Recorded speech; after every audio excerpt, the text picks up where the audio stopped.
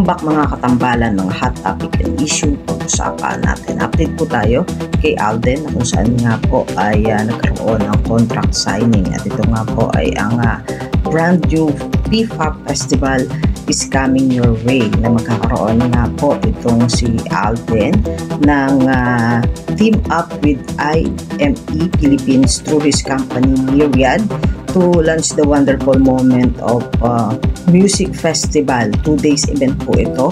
Nagaganapin naman sa December 6 and 7 sa SMDC Festival Ground, featuring stellar lineup of OPM and P-pop act, kung saan nga po makikita na nagkaroon nga po ng contract signing at katuwa nga po ang kanyang kumpanya na Myriad. Makikita nga po yung ilang mga photos na kung saan nga po ay sinare nitong si Alden.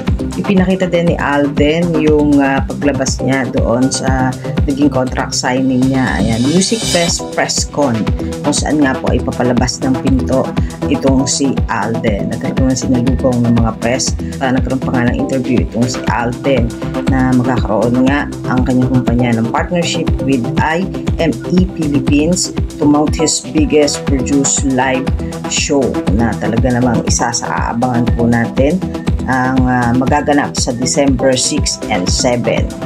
Samantalang ang pelikula nga nitong si Alden na Out of Order ay number 1 pa rin sa Netflix. Yun po yung mga update natin ngayon kay Alden. Kayo mga katambalan, ano ang masasabi nyo? Comment lang sa comment section at pag-usapan natin. Yan ang mga hot topic and issue dito lamang sa Tambalang GK.